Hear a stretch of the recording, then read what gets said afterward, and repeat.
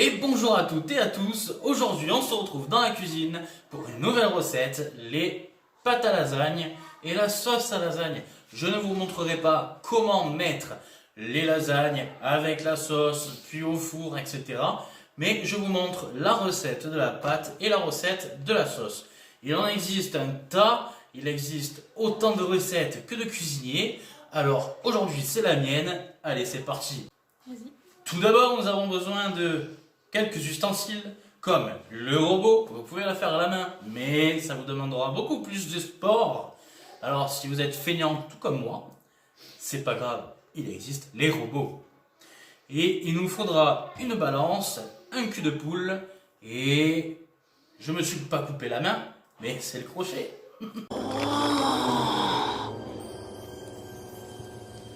C'est de toute beauté.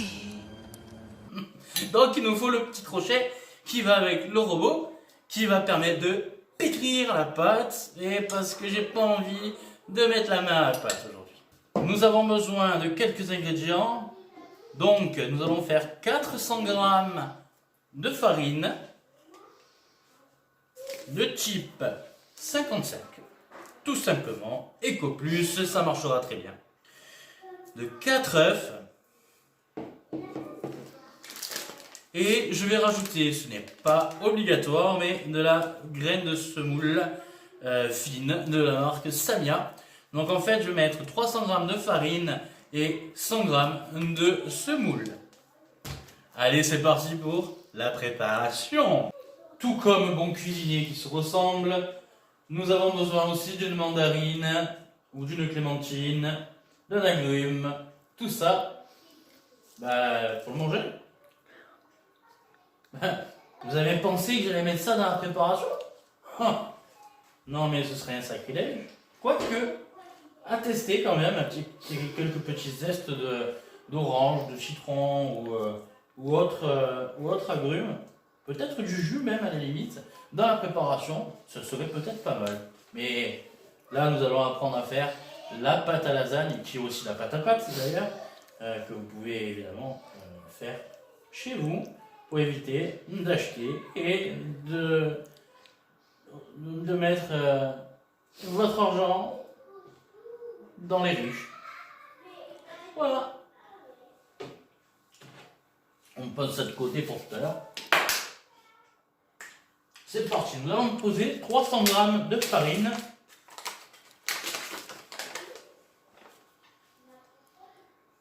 Hop.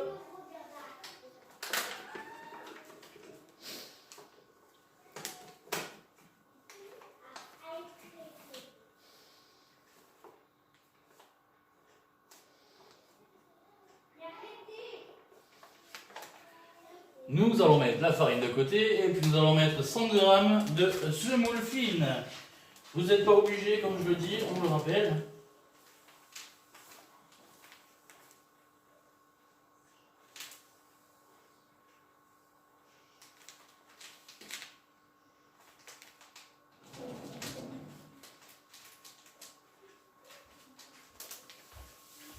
Et voilà, tout ça pour arriver à un total, messieurs, dames, je ne suis pas fort en maths, mais vous peut-être. J'entends pas là 400 grammes, bravo, 400 grammes entre la farine et la semoule. Donc, qui dit 400 grammes de farine et de semoule, dit 4 œufs. Parce qu'il nous faut autant d'œufs que de grammes dans la préparation. Hop, et nous allons casser les œufs. 1. Allez, j'entends pas là. 2. 3. Et 4. Vous dormez ou quoi? Non, hein, quand même. Donc voilà, nous allons mettre le pétrin ici, dans le robot. Et là, j'y suis arrivé pour la première fois, messieurs, dames, en un seul coup. D'habitude, il me faut quelques heures avant de mettre l'ustensile dans le robot. Donc voilà, vous avez bien compris, c'est très simple. Et nous allons mettre... Pourquoi ça marche pas? Problème technique.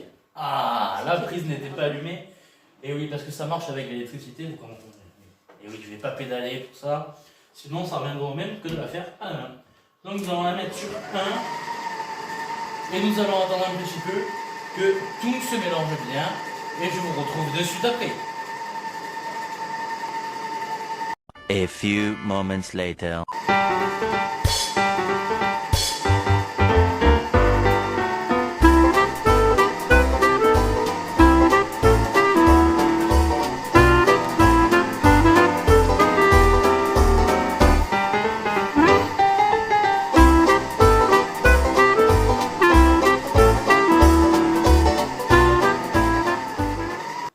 Ça y est, au bout de quelques minutes, notre pâte est prête.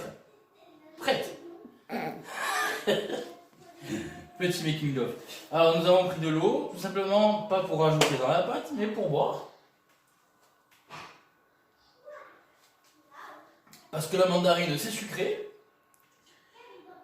Et du coup, ben voilà. Du coup on boit.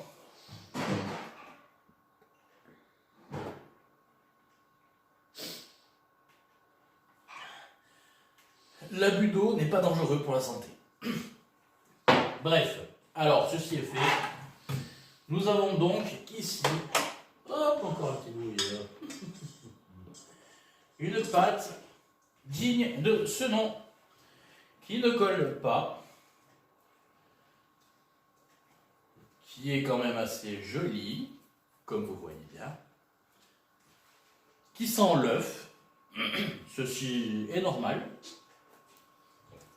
Et donc nous allons la prendre comme ça et finir de la pétrir un tout petit peu, histoire que, mais vraiment tout léger quoi, histoire que la pâte soit en boule et bien costaud.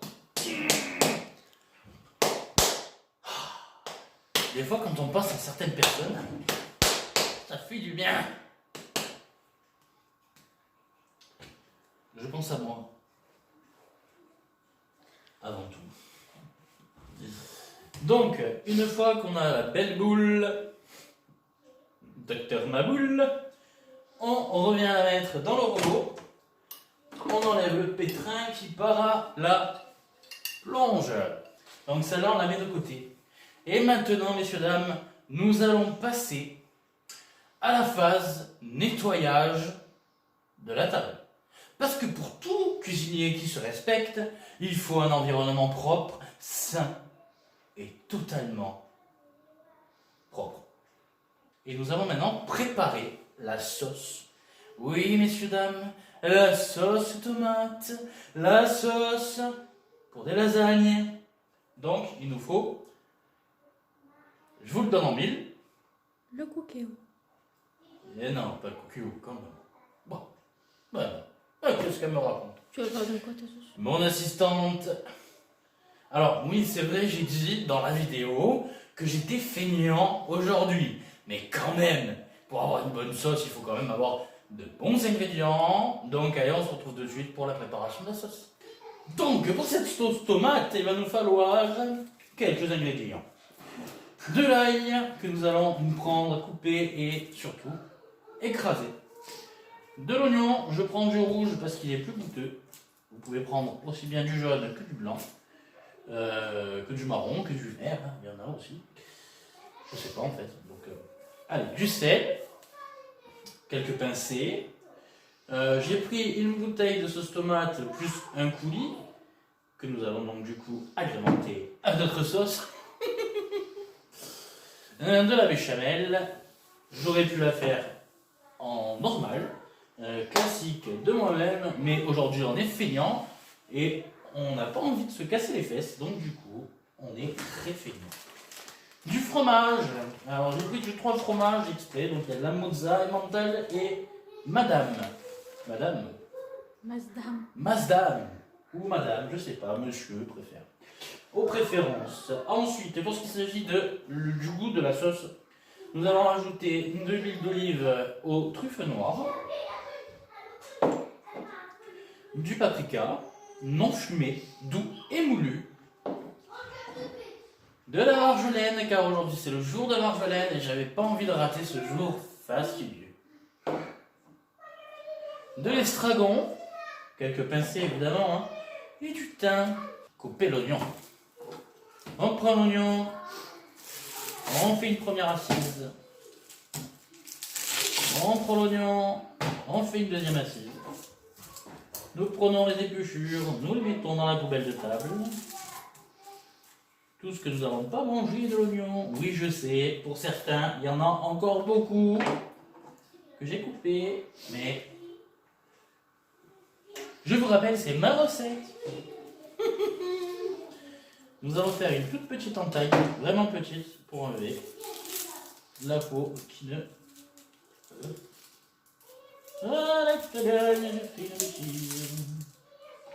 Voilà, et nous allons mettre cela là-dedans. On pourrait faire un compost avec tout cela, mais je ne fais pas de compost, bien que ce serait très utile. Donc, on va venir comme ceci, couper en lamelles fines, si possible. Je vais demander à mon assistante si elle peut me donner le couteau blanc.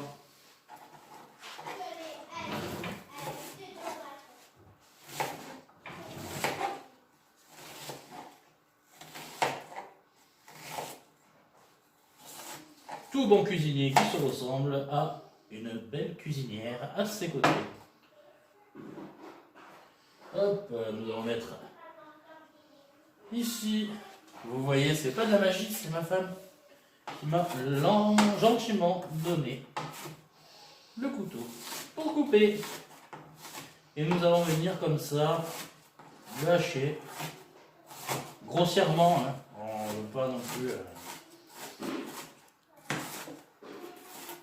beaucoup d'oignons.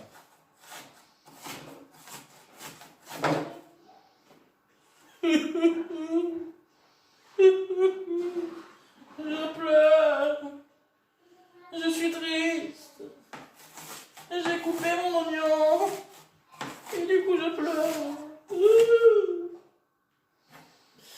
Ce n'est pas du cinéma. Je pleure vraiment parce que j'ai vraiment.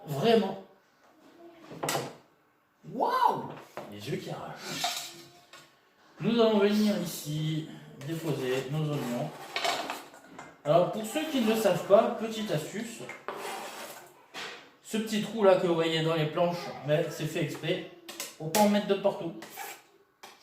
Voilà, pour ceux qui ne le savent pas. Pour ceux qui le savent, tant mieux. Et ceux qui ne le savent pas, ben voilà, ça y est. Vous savez. Donc, ce que nous allons faire, c'est prendre un ail. Waouh! Ça arrache, hein? Nous allons venir le couper comme ceci. Nous allons enlever la plus grosse peau. Comme ceci. Nous allons prendre la pointe du couteau. Et l'écraser en chemise. Oh oh oh.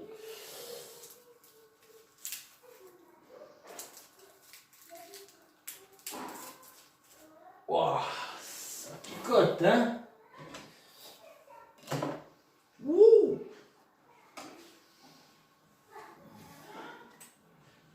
Voilà. Un récalcitrant. Et voilà.